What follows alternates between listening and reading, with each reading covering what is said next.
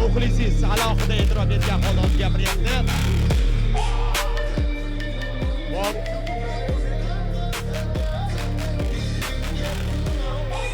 Demak, yaxshi eshitilyapti. Mana o'zimiz xato deyishmayapmiz. Bobur akani muxlislaridan biri bo'lsa kerak, Bobur aka ko'proq gapirsin deb ijtimoiy tarmoqlarda gapiryapti. Mayli. Bobur akaga qo'yib beramiz. A'lo darajada mutaxassis sifatida sharhlab boraylik birgalikda albatta. Va sharhlovchi Bobur aka yetuk mutaxassis sifatida. Bu jangni sharhlash men uchun juda ham qiyin bo'ladi. Chunki hozirgi bo'layotgan jangda Doston Ro'ziboyev, ya'ni men bilan birga shug'ullanadigan ukamiz jang qiladi. Shuning uchun biroz qiyin bo'ladi menga bu jangni sharhlash. Hayajonlanmasdan, Boburbek hayajonlanmasdan. Muxlislarimizga minnatdorchilik bildiramiz. Juda ko'pchiligi qo'llab-quvvatlayapti. Ularga rahmat aytib o'tamiz sizlar uchun do'stlar. Barchasi sizlar uchun mana shu sharh jarayoni. Albatta. Biz barcha kommentlarni, ya'ni izohlarni biz kuzatib boryapmiz va sizlarni qo'llab-quvvatlashingizni kutyapmiz va minnatdormiz. Aslida biz uchun bu juda ham muhim narsa.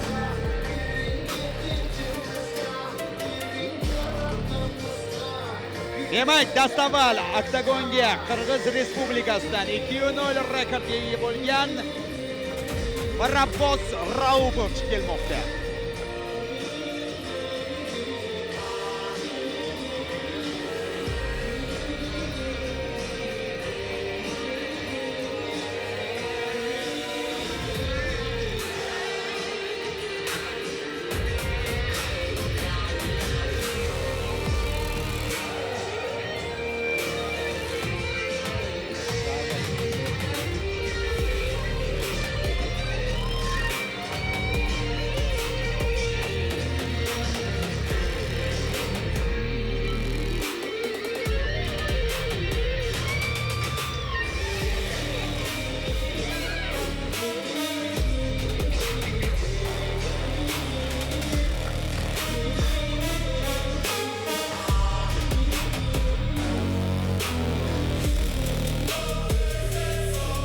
Bizga 2-0 sifatida e'tirof etishdi. Dastlabki jangni Aybat FC Promotion o'tkazgan.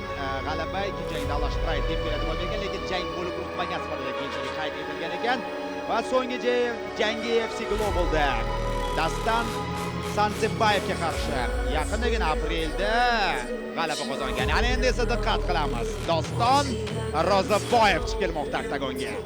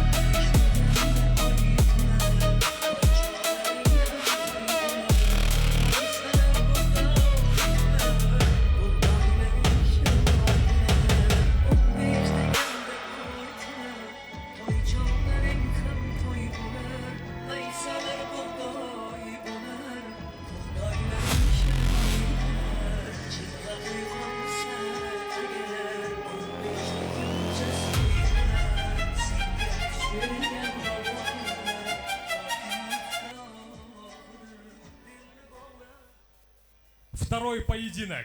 77 килограмм вазн тоифасы. Официальное представление бойцов. Первое синего Кокбурчакта. Бойцу 20 лет. Его рост метр 88 сантиметров, вес 77 килограмм ровно. Он кандидат мастера спорта по ММА, кандидат мастера спорта по грэпплингу. Представляет Рахманатау Жараван, Кыргызстан! Мирабос Раупа!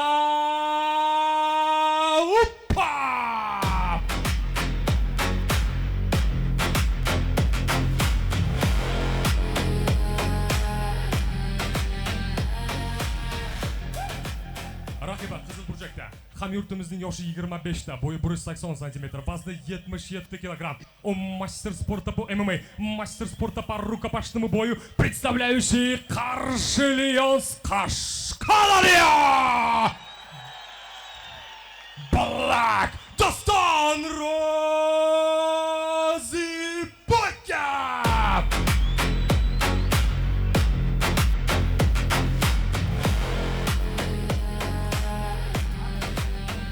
Referi poyedinka Davud Mirsalimov, Tojikiston.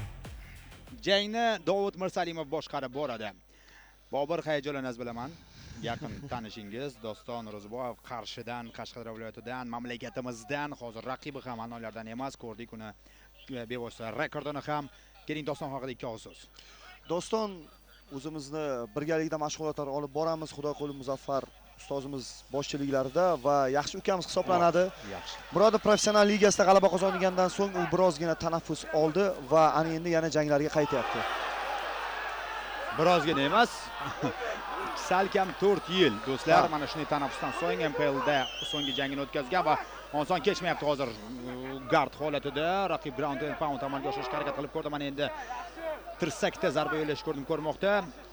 Dostonga jangga tayyorgarlik ko'rish vaqtida bu narsa uqtirilgan, ya'ni raqib jangni boshida juda ham xavfli bo'lishi aytib o'tilgan edi va haqiqatan ham bu narsa hozir o'zini ko'rsatyapti. Doston bo'lsa aksincha jangni boshida biroz sust boshlaydi va keyinchalik o'ziga ishonchi ortib boraveradi. Ko'ramiz, hozircha parter holatga tushib qoldi va haqiqatan bu qiyin bu yerdan chiqish. Muzaffar Xudoyqulov shogirdlari odatda shu havaskorlar tasiri musobaqalarda ham ko'p kuzatganman. Anchagina taktik jihatdan yaxshi sportchilar endi 4 yillik tanaffusdan so'ng qaytish aslini olganda oson emas. Hozir gardda oyoqlarini yuqori ko'targan holda ground and pound amalga oshirishga harakat qilmoqda va tirsakni ham qo'shayotganligini ko'ryapmiz. Turyapti Ro'ziboyev, turyapti, yiqdi. Ana endi Doston! yuqori amplituda ketyapti. Vaziyatdan foydalana olish kerak. O'rgatilgan tirsak zarbalarini ishlatish kerak hozirda Doston. O'z usuliga ketmaslik kerak. Tinmay mana shu zarbalarni yo'llashga. Tirsak zarbalari 1, 2, 3. Yana bir bor. Zarba! Jang tugash arafasida. Doston bo'shashmasligi kerak. Tirsak hakam tayyor turibdi jangni to'xtatishga. Ketma-ket zarbalar yog'diryapti. Jangchi shok holatda hozir raqib. Chuqur himoyaga o'tish mumkin emas aralashgan san'atlarda va to'xtatyapti. Jang yakunlandi. Yaxshi g'alaba. Qanday boshlandi va qanday yakuniga yetmoqda mana shu qarama-qarshilik. Doston Ro'ziboyev do'stlar. O'zbekiston. Fantastika. Murakkab holatda qarang, o'zi ham jarohat olgan edi. Hozir bizga albatta rejissyorlarimiz takror lavhalarni namoyish etib berishadi. Ko'p zarba o'tkazib yubordi Hammerfist tirsakda, lekin birgina harakat. Qarshi hujum. Yuqori amplitudadagi Hammerfist barchasini o'zgartirib yubormoqda. Mana shu qarama-qarshilikda. Doston, Ro'ziboyev.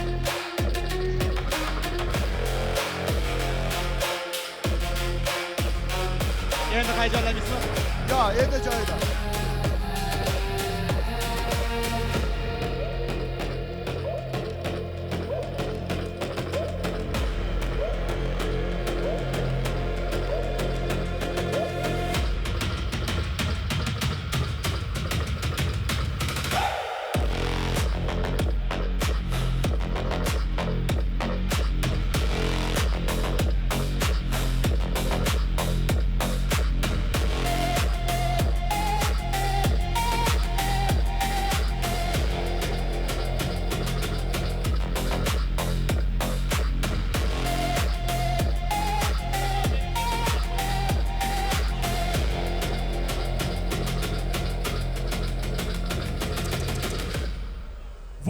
jang g'olibi.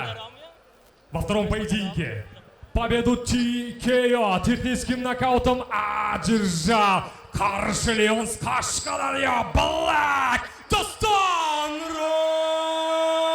Rozibota.